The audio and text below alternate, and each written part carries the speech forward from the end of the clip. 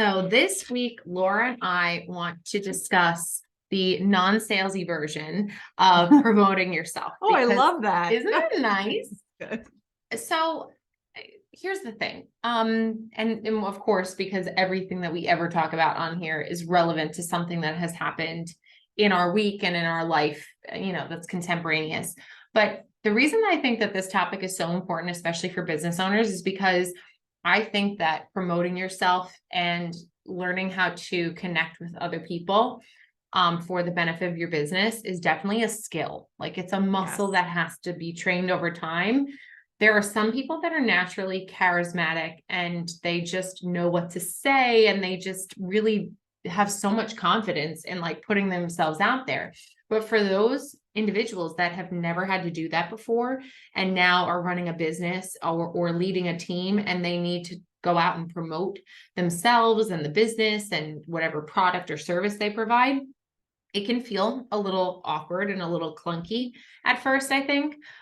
So especially for us as attorneys, I love it whenever anybody asks me like, what do you do? And I'm like, okay, how can I say this in like the least amount of words, but with the enough clarity so they're like, oh, okay, I get it. Because I don't know, you'll probably agree with me. It could be a little intimidating to be like, I'm a litigator and I'm in and out of court and people don't realize like, well, I guess I don't ever need that, right? Like they just can't make that connection with you. And this came to light for me this past weekend when I was away with a bunch of my friends from college, and we haven't seen each other in a really long time. And I got a lot of questions about what do you do and what kind of law do you practice? And even after 21 years of practicing, it's like hard for me to summarize what I do in a couple sentences. So I really had to work on that this weekend. And it reminded me how important it is to, be able to promote yourself and succinctly tell people what it is that you do. Because I could go off in many different directions about what we do. So I've narrowed it down to 3 practice areas. I really had to work on it because I got so many questions about it. And it's not just this weekend. I mean, anybody we come into contact with, it's like normal course of conversation. So what do you do? Oh, you're a lawyer. What kind of law do you practice? Oh, you run your own firm?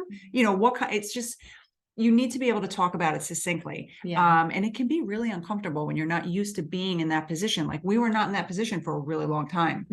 So it was not until I was practicing for 17 years that I had to promote my own business. And I hated it. I hated every second of it. When I first went out on my own, I was, oh my God, this is so awkward. I don't like talking, I don't like talking about myself. I like to kind of be in the background, do the work. But when you have your own business, if you want to grow it and actually make money, you need to promote it. So I had no choice. And it's so funny. Like Laura and I are very similar. I think that we both have a lot of introverted attributes to us because we are just like workhorses. Like when we want to just get in the groove and get in the flow of doing our work, like that's all we want to do. Like somebody else go out there and talk to other people. Like we're good. And so my husband this week alone, he was actually out. He ran into somebody that I know and that he's known for a really long time. And he was asking how I was doing. And then he goes, your wife's an attorney, right? And then he started talking. I said, okay. And I asked my husband, I said, so what did you tell him I do? Because I just wanted to see what his answer was. And he was like, well, I gave him the abridged version. I was like, she does like litigation and real estate and, she's just like a little bit of everything. I'm like, well, you can't say that because I'm not defending like murderers. So like there is a line that I have to draw, but he's so good about like going out there and saying like, oh yeah, I'll send Amy's info to you. Or, oh, I'll tell Amy that you should expect a call. And it's so funny. He promotes, like, he's like my best hype man on, that kind of thing. And it's so natural to him too. And and we had this conversation this morning about how Mike, my husband, is the same way. Like he, for our baseball teams, will fundraise and he is like out there. We'll talk to anybody. When I left our old firm, he was on the phone calling everybody he knew. My wife's starting her own practice. Do you have contacts you can put? And I was like in a ball. I was like, hiding. Like, I hate this. I don't want to talk to anybody. The Facebook post. I mean, he is so good. I said, if I ever ran for judge or something like that, he'd be my campaign manager. Like he is that person. But I'm not. And so I understand when people say it's so awkward to have to go out there and promote yourself and your business and what you do, because if it doesn't come naturally to you, if you're more introverted like I am and like Amy is, it can be really uncomfortable, right? Yeah. But I think that the bottom line too is that we've also learned that, yes, while we can be very introverted, we also do know how to be authentic to ourselves, because that's, I think, the biggest takeaway from how to promote yourself is being authentically you. So often you will see other people, and I feel like I could spot it now because we were around it for so long. Those people that literally put on a show for whatever's in front of them, like, oh, we can do that, we could do this is great, blah, blah, blah. And you're like, you have no idea how to get from A to B with this situation. Like, why even go down that rabbit hole if it's not going to be authentic to who you are or your business? Like, I don't know. It's a very much driven by a scarcity mentality where you feel like you have to grab onto every single thing that comes in. Yeah. And whereas when, Laura and I have certain strengths and weaknesses, even amongst ourselves in our practice. And we know if something comes in, we're like, oh, nope, that's something that Laura's handling. Like, that's not something for me. And we divide and conquer that way because we know what it is that we are authentically doing for our practice. Like, we know what our authentic niche is. And then we just leverage that in our, interactions with other people. There's certain cases that I'm working on right now that I know that Laura probably would not even dip a toe in because it's just not an area of practice that she likes to do. But it's likewise, and when we talk to attorneys, we're very cognizant of that, and we will promote it saying, you know what, that's not something that I handle, but Laura's really great at that, or she has so many more years of experience in doing X, Y, or Z. And we kind of work off of that with each other. Yeah, definitely. Like, there are certain cases where if I get a call like on a property dispute, I'm like, nope, that's Amy's area. She's really good at it. She enjoys it. I hate it, and I want no part of it. Bye. So call Amy. But no, I think that's just like part of the broader idea of being authentic to yourself and being able to promote yourself is really a lot of trial and error. Oh, yeah. You know what I'm saying? Like, when I first went out on my own, I had no idea what I was saying. It was so much more general, the terms that I would speak in. But now that we've been doing this I've been doing this for 3.5 years now, I've gotten a lot better at being able to just talk about what we do and not feeling, gross about salesy about promoting myself and our firm. Right. And it really came to light this weekend because there's always somebody out there that's going to need your help. And if you don't promote yourself, tell people what you do, those people are never going to find you. Yeah. And, just a couple examples from this past weekend, I was with a bunch of my sorority sisters and it was so much fun. But in the course of natural conversation, of course, we're all a lot older now, everybody's working. So the course of natural conversation is, how's work? What's going on? What are you doing? And a couple of the women said, oh, wow, you review employment agreements. Can you help me with something? I really need advice. One of my sorority sisters is a real estate agent in New Jersey. And she said, oh, wow, you do real estate? Maybe we can work together. So Amy does a lot of closings in New Jersey. So I, linked her up with Amy. But if I had not been talking about and been comfortable talking about what we do, what I do, and what we do as a firm, I wouldn't have been able to help them. Yeah. And also, when you're having those conversations, you're going to feel when it becomes a little too salesy. Yes. I think that there's a threshold that you cross over, at least with experience. At first, you might be like, oh, this could be a business opportunity. And you start working it up that way. You'll realize that is almost like trying to catch flies with vinegar. You just got to pump the brakes and just let it happen the way that it's supposed to happen. Because those opportunities that are meant to come to you are really going to come to you. Trust and believe that. We had another instance this week where I had met a contact last week at a real estate panel that I was speaking on. And I was talking to him. I was really interested in the product that he was providing. He works for a lender. And I said, I would love to have a meeting with you at my office and let's follow up, and I'll rope in Laura and our other real estate attorney. And he's like, yeah, great. And I put his name in on the calendar and I was like, Laura, we have a meeting with so-and-so at this date and time. And she goes, are you kidding me? I know him. He knows Mike. They're good friends. Like our kids go to school together. And it just so happened that by like the natural course of this county being so small and this like everything, this world is so small, running into somebody that was a familiar face. And it was so cool to be able to also then leverage the fact that we have personal relationships with these people. Yeah. And you just never know where that's going to come about. So I think that there's definitely a fine line between trying too hard and kind of just letting things go and seeing if they come back around too. Yeah. When I think of trying too hard, I think of when we were in network marketing. Oh gosh.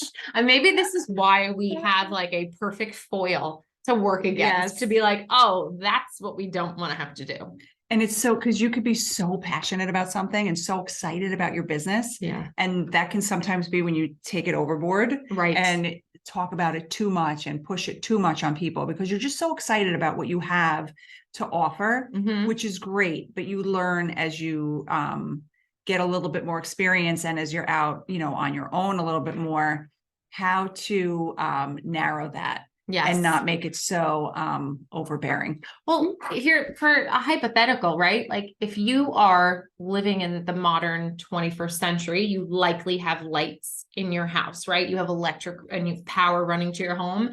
So if an electrician walks up to you, they obviously could be like, hey, I'm an electrician. I can work on your home. What do you need help with? And if that person is like not ready to receive what you have to offer, they're just going to be like, okay, yeah, thanks. Okay, great. I'll take your card. And that's about it. It's the same with any other business because there have been so many introductions that have been made during the past 3 years that we've been in business, and they don't come to fruition until like year 2.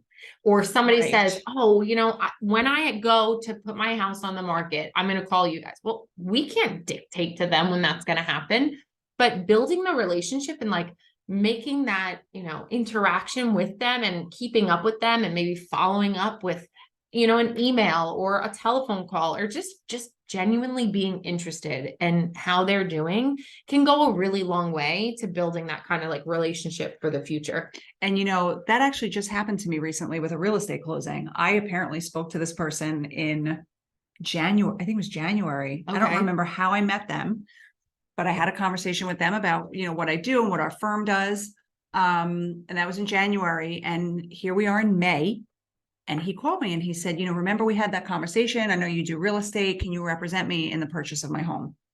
And because I've become so much more comfortable in talking about what we do in the course of normal conversation, I had that conversation with him several months ago. Right.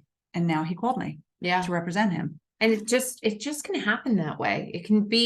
It's just another reaffirming, example of just trying to get out there and put yourself out there, but in the best way, in the most authentic way, like a way that you would be really proud of and be like, oh yeah, I left that conversation feeling good. Like I made a connection with that person, but I wasn't too overbearing to be like, okay, I'll call you tomorrow. And the day after that, and the day after that, like pump the brakes. And if you are like me and not comfortable at all I hate talking about myself. My mom always says this.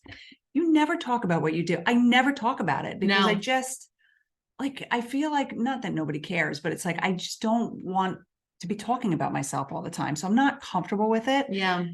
But I've had to become more so because we have no choice. We have a business that we're promoting and running. But if you're like me and not so comfortable talking about yourself or what you do, I would start by thinking about, what do you love about your business? Or, if you have a product, what do you love about what you sell?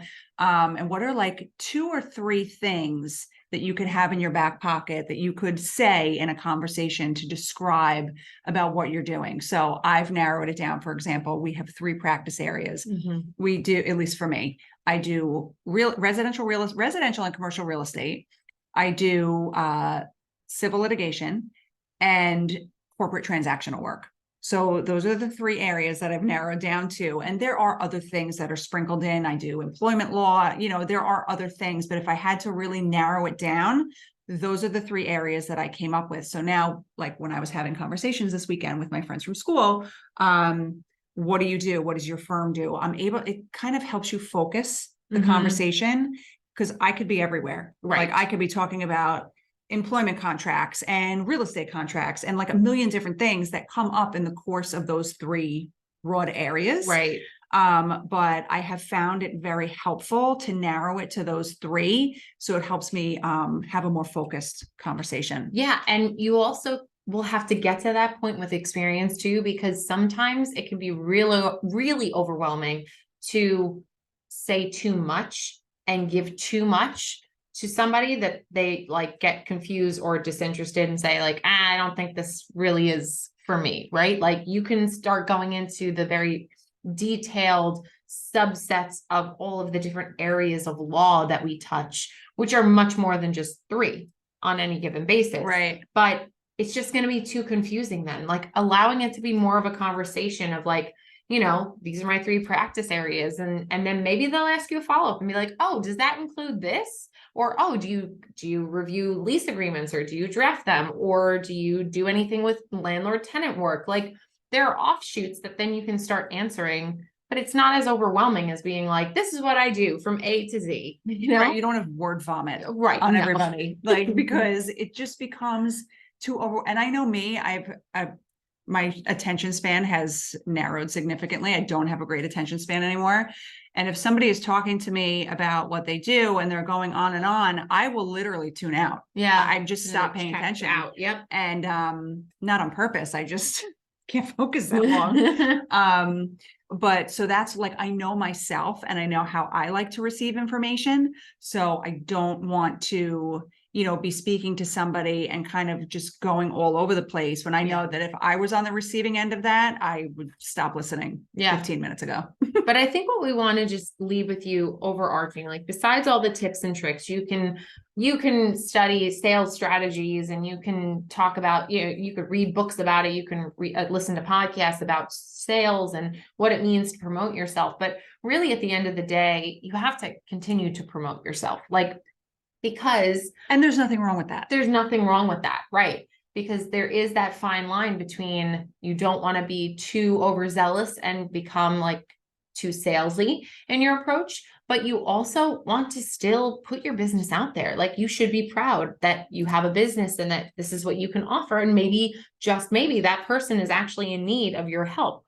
I can't tell you how many times we start talking to people and they're like, oh my gosh, you're an attorney? Wait, do you practice in New York or in New Jersey? It happened with the meeting we had this morning. Yes. He was like, I didn't know you did real estate. Exactly. You know? You just never know. And by putting yourself out there, you, like Laura said, you will never know who you might be able to help. There have been a ton of clients that have come to both of us that we have said, wow, like, but for that opportunity or but for that conversation we had with that person, we never would have been working with them or helping them. Yeah. And I think the same can be said about Alejandra. She's of counsel to our firm, and she is starting to build more and more connections because she's talking more about the fact that she is in private practice. And people are like, wow, okay, great. So now I can start working with you on X, Y, and Z because you're not in the other position. So it's, again, just talking about it to other people. You are promoting the business as well.